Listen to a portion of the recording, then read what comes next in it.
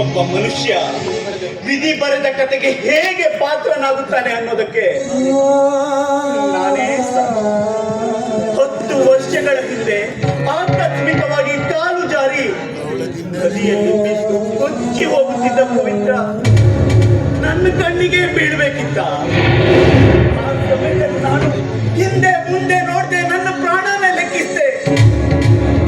ಅವಳನ್ನ ಕಾಪಾಡಬೇಕಿತ್ತ.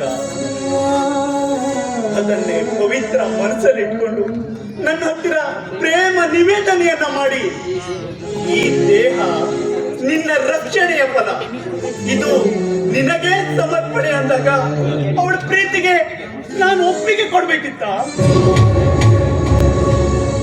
ವಿಶ್ವಾಸ್, ನಾನು ನಿನ್ನ ಸ್ನೇಹ ಮಾಡಲೇಬೇಕಿತ್ತ ಅಥವಾ ನಿನ್ನ ತಂಗಿಯನ್ನೇ ಪ್ರೀತಿ ಮಾಡಲೇಬೇಕಿತ್ತ?